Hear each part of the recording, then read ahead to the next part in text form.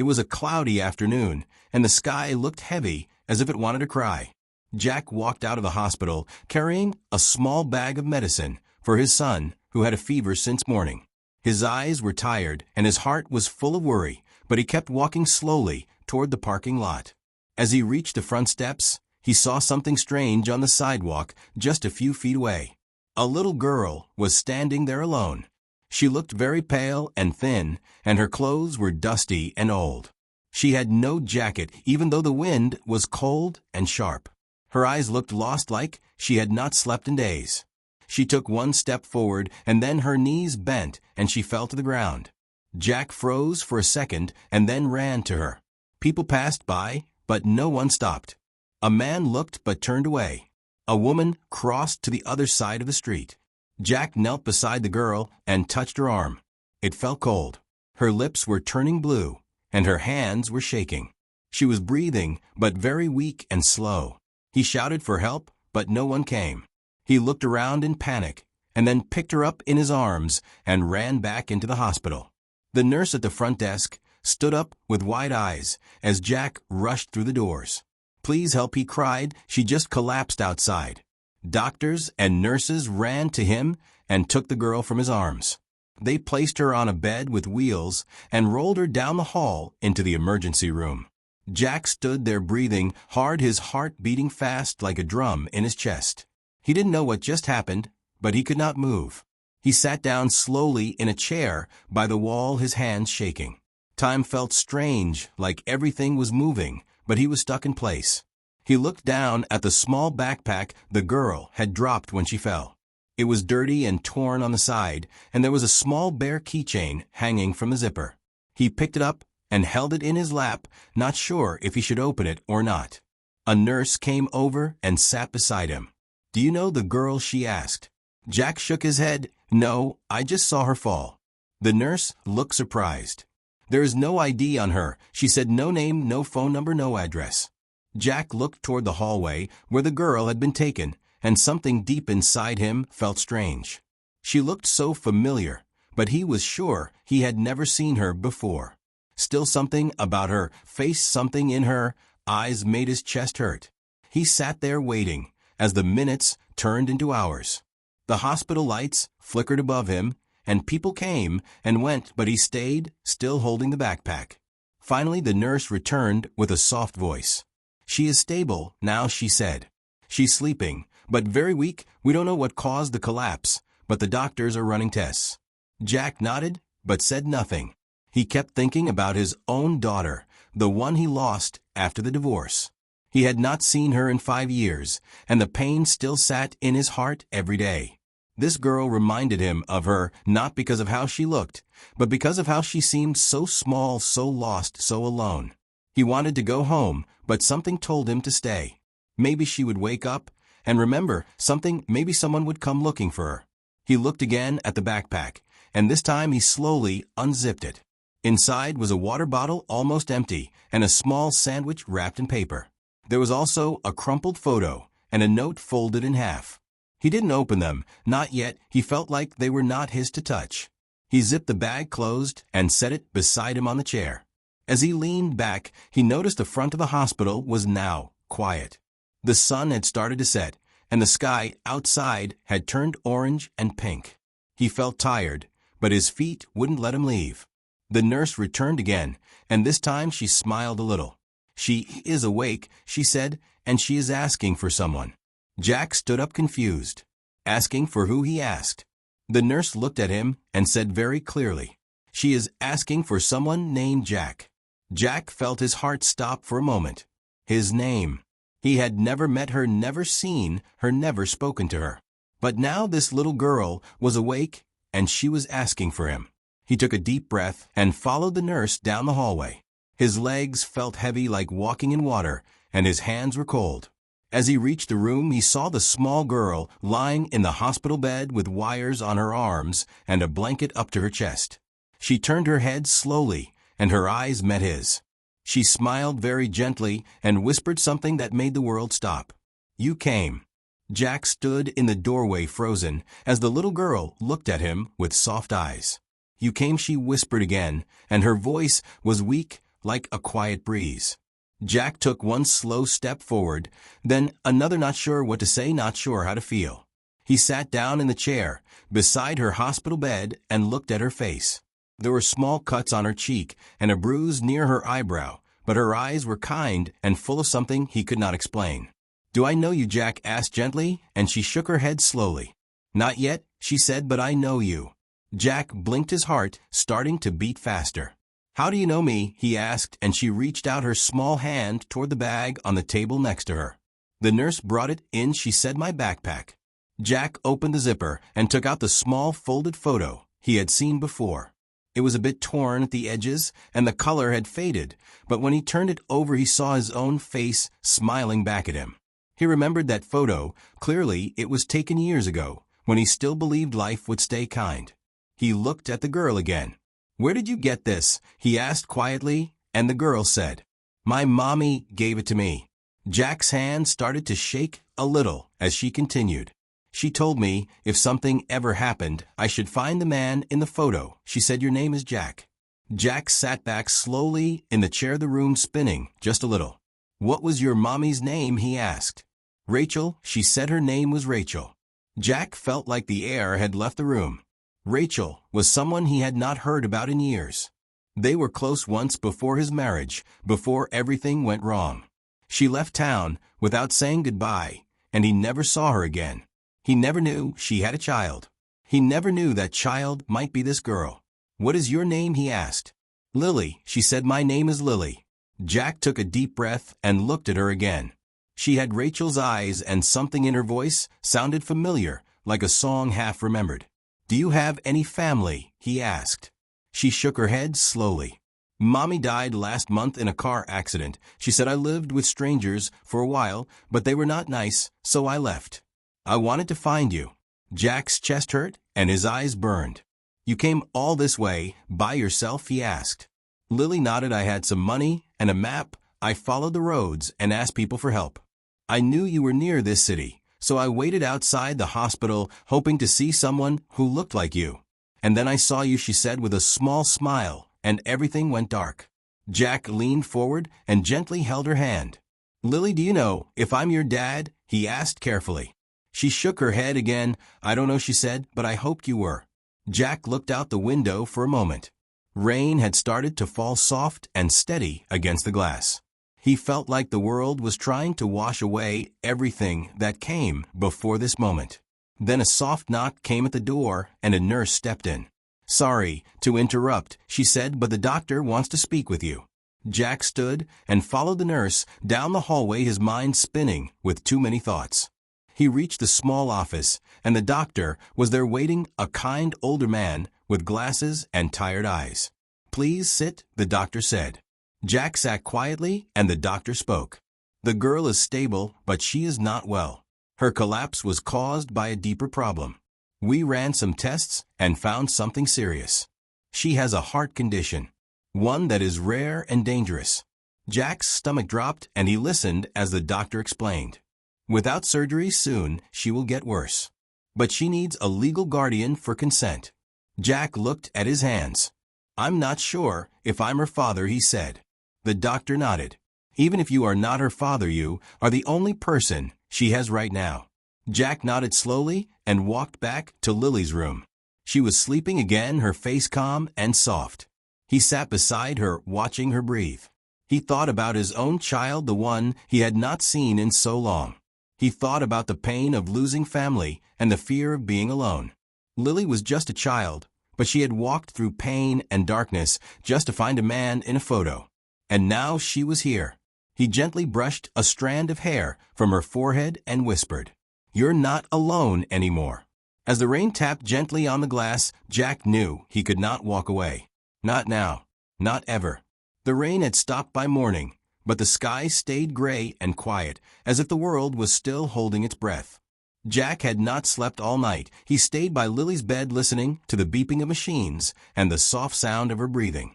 Every now and then she moved her hand or turned her head, but she did not wake up again until the sun rose behind the clouds. When she finally opened her eyes, Jack was still there. He gave a small smile, and she smiled back, weak but full of light. "You stayed," she whispered. Jack nodded. I did. Lily looked at him for a long time, her eyes full of questions, and something else, something like hope. Do you think I am your daughter? She asked gently. Jack felt a lump in his throat. I don't know yet, he said softly. But I want to find out. He reached into her backpack again and pulled out the note he had not opened before. It was folded neatly, with a small heart drawn on the outside. Lily nodded slowly. That's from my mommy, she said. Jack opened it with care, his hands shaking just a little. Inside was a short message written in careful handwriting. Jack, if you are reading this, then I am gone. Please take care of Lily if she finds you. I never told you about her because I didn't know how. But I believe you have a good heart. She needs someone who will love her, and I know you can be that person. Please forgive me. Rachel. Jack stared at the words for a long time, his eyes burning, his chest full of pain and something deeper. He remembered Rachel's laugh, her voice, her kindness. They were young then, full of dreams that didn't last. But now here was her child, maybe his child alone, and scared and in need of someone to stay. He folded the note and placed it back in the bag, then looked at Lily. She watched him, quietly waiting for something, waiting for anything. He took a deep breath and said, Lily, I think I want to be here for you, whether I am your dad or not. Lily smiled, but her eyes filled with tears. You feel like my dad, she said. Jack gently held her hand again, and then the door opened. The doctor came in with papers in his hand and a serious look on his face. We can test the DNA if you want, he said. We can know for sure in a few days. Jack nodded quietly, and the doctor continued. But right now she needs surgery, and she needs someone to sign for her. Jack stood still, thinking about what that meant. If he signed that paper, he was not just helping, he was choosing. He was stepping into something big, something real. He looked at Lily and saw the fear behind her eyes. He remembered the day his own daughter was taken away and the years of silence that followed. He remembered the empty holidays and the nights alone. He remembered the photo he kept in his wallet of a girl who had grown up without him. This time he would not lose another child, not if he had the chance to stay. He turned to the doctor and said, Give me the paper. The doctor handed him the form and pointed to one line near the bottom. Relationship to patient. Jack stared at that line for a moment and then slowly wrote one word. Father. The doctor nodded and left the room to prepare everything. Jack looked back at Lily, who had tears in her eyes again, but this time they were warm, not cold. Thank you, she whispered again. He reached for her and gave her a soft hug, careful not to hurt her. You are brave, he said. Much braver than I ever was. The nurses came in and began to wheel her bed toward the surgery room. Jack walked beside her, holding her hand all the way. Before they reached the doors, Lily looked up at him one more time. Will you be here when I wake up, she asked. Jack bent down and kissed her forehead. I will be right here, he said. I promise. The doors closed behind her and Jack was left standing in the hallway, full of white walls and quiet footsteps.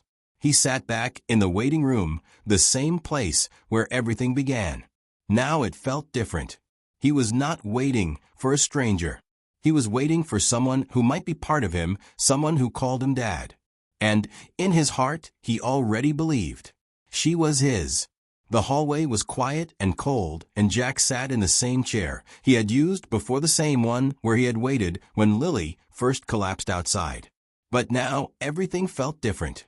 Now he was not just waiting for a girl he had found on the sidewalk. He was waiting for someone who might be his own daughter. He stared at the walls without seeing them, and his mind went back to a time long ago, a time he thought he had forgotten. Back then Jack was younger and full of hope. He had dreams and plans, and he believed things would always work out. That was the time when he met Rachel. She was strong and kind and had the kind of laugh that made people turn and smile. They spent one summer together in a small town near the coast where Jack had gone to work for a short job. Rachel worked at a bookstore, and they met one day when he knocked over a pile of books trying to find a novel his mother used to read. She had laughed and helped him clean the mess, and then asked if he wanted coffee. They spent the next 2 months talking, laughing, and walking on the beach at sunset. Jack thought it was love, but he was called back to his city, and the job ended. They promised to stay in touch, but things happened fast, and life pulled them apart. Jack returned home and months passed without a letter, without a call. He looked for her once, but she had moved and no one knew where. He always wondered what might have been, but then he met someone else and got married and started a new chapter. That marriage ended badly and left Jack broken. Then he lost custody of his daughter, and that pain stayed inside him like a heavy rock. Now sitting here with Rachel's daughter in surgery, Jack felt everything coming back like pieces of a puzzle he did not know he was still building. The nurse returned and gave him a small brown envelope. It was from Lily's backpack and had Rachel's name on the front. Inside were a few papers and one old photo of Rachel holding a baby in her arms. On the back of the photo was a short message written in blue ink. "Her name is Lily. She has your eyes." Jack held the photo close to his heart and closed his eyes for a moment. He wished he had known. He wished Rachel had told him. He would have been there. He would have helped. He would have never let Lily grow up without a father. But now he was here, and somehow the past had brought him back to the place he was meant to be. The doctor came out wearing his white coat and a tired look on his face. Jack stood up quickly. "Is she okay?" he asked. The doctor gave a soft nod. "The surgery went well," he said. "She is sleeping now and will wake up soon." Jack felt something heavy lift from his chest. "Thank you," he said, and the doctor put a hand on his shoulder. "You saved her life," the doctor said, "not just today, but by being here." Jack walked down the hall slowly and stepped into Lily's room. She looked small and fragile under the blanket, but her breathing was calm and steady. He sat beside her and took her hand gently in his. For the next few hours, he just stayed there watching her sleep. He thought about all the years he had missed, all the birthdays, all the hugs, all the bedtime stories that were never told. But he promised himself he would not miss another moment. When Lily finally opened her eyes, it was already evening, and the sky outside was painted with gold and pink. Jack leaned closer and smiled. "Hey there," he whispered. Lily looked at him, her eyes full of light. "You're still here," she said with a soft voice. "Always," he answered. "Did it work?" she asked. "Yes, Jack," said. "The doctor said you were very brave and everything went well." Lily gave a tiny smile and her fingers squeezed his hand just a little. "You know, I was scared," she said. "I thought I was going to disappear." Jack felt his throat tighten, and he looked at her with tears in his eyes. "You're not going anywhere," he said. "You are safe now, and I'm never leaving you again." Lily looked at him for a long time, then said, "Can I call you Dad?" Jack smiled through the tears and said, "I would like that very much." Outside the sky darkened slowly, but inside that room something bright had begun. Something new, something real. Something that felt like a second chance. The night air was quiet outside the hospital, but inside Jack could hear every sound.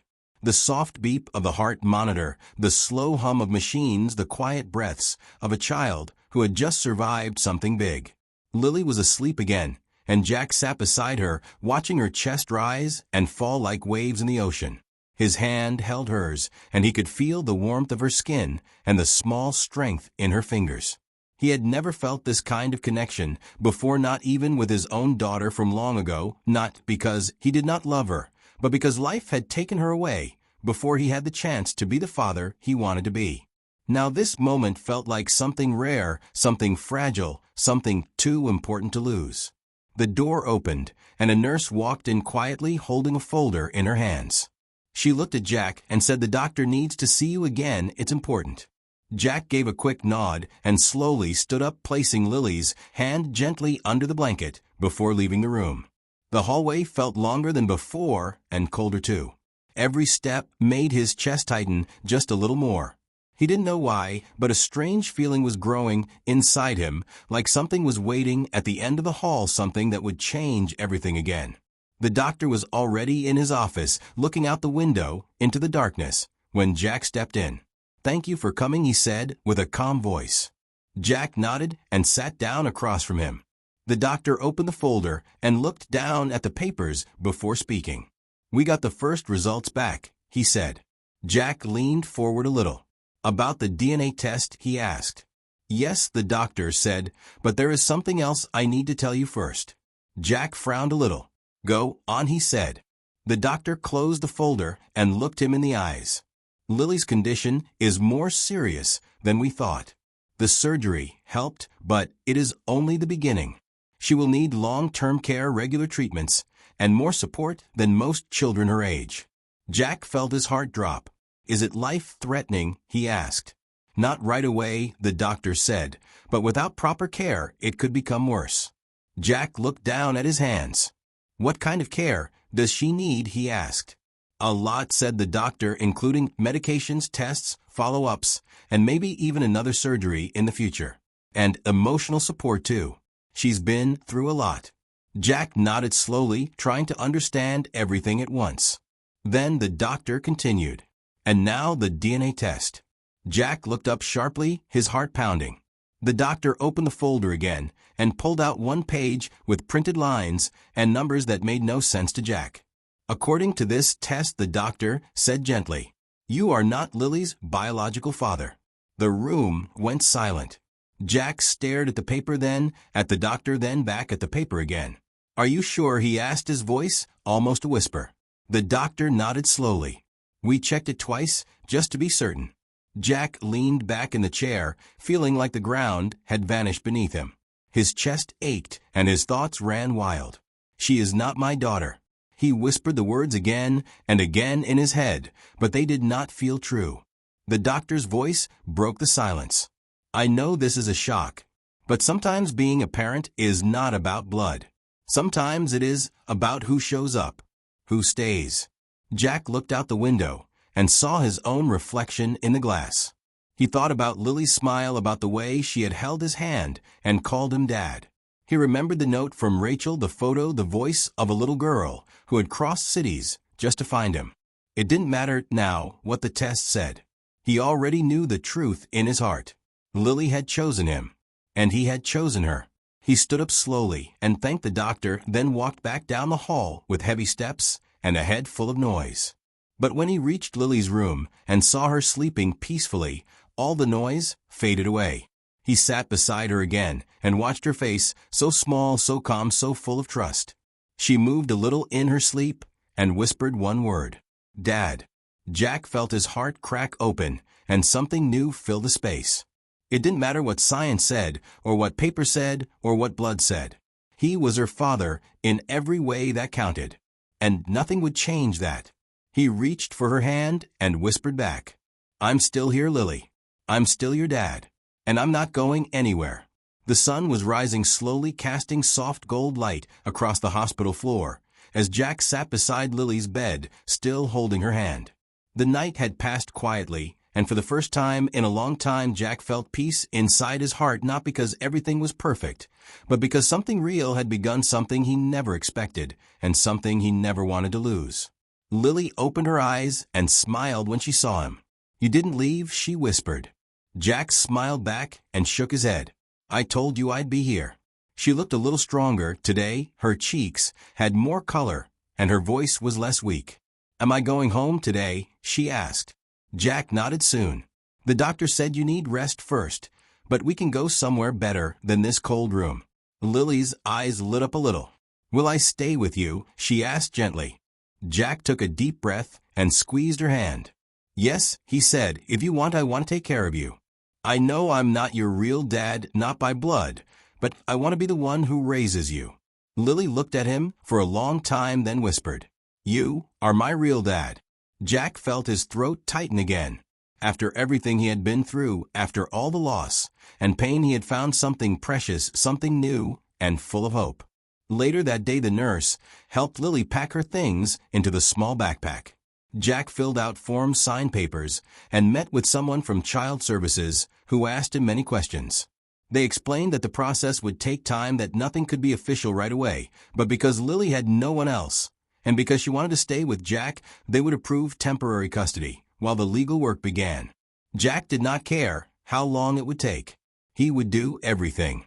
Every form, every visit, every court step, if that was what it meant to be her father. When they walked out of the hospital, the sky was bright and soft clouds moved slowly above. Jack opened the car door and helped Lily inside, then handed her a small stuffed bear with a ribbon around its neck. "For you," he said with a smile. Lily hugged it tight. "Thank you, Dad," she said. The word felt like a gift every time she said it. As they drove through the city, Jack asked her what kind of food she liked, and what colors made her happy, and what story she wanted to hear at bedtime. She told him she loved pancakes and the color blue, and that she liked stories with brave girls and kind animals. Jack smiled and said he would learn how to make pancakes. He would paint her room blue. He would read her every story she wanted, even if she asked for the same one again and again. When they reached Jack's home, Lily looked around with wide eyes. The house was simple but warm and full of small memories from Jack's life. Photos, books, soft chairs, and old music records. But there was one room that had stayed empty for years. Jack opened the door and showed it to Lily. "This will be your room," he said. "It needs some love, but we can fix it together." Lily walked in and placed her backpack on the floor. She turned around and smiled. "It's perfect," she said. That night Jack made dinner and Lily helped. They made a mess, but they laughed more than they had in weeks. After dinner, Lily had a warm bath and put on new clothes Jack had bought from the hospital gift shop. Then she curled up on the couch, and Jack sat beside her holding a storybook in his hands. He began to read slowly, and Lily listened with her head on his shoulder. Halfway through the story, she looked up at him and asked, "Will you still be here tomorrow?" Jack put the book down and looked into her eyes. "I will be here tomorrow and the day after and every day after that." She nodded and closed her eyes with a small smile on her face. When she finally fell asleep, Jack carried her gently to her new room and tucked her in. He stood in the doorway for a while, watching her breathe. The photo from her backpack sat on the shelf next to her bed, now beside a new one they had taken together before they left the hospital. Jack looked at both pictures, one from the past and one from the future. He turned off the light and whispered goodnight, Lily. Outside, the stars began to shine, and inside Jack knew a new chapter had begun. One he would not trade for anything. Not even the life he thought he wanted before. Because this was his life now. And this was his daughter. And they had found each other just in time.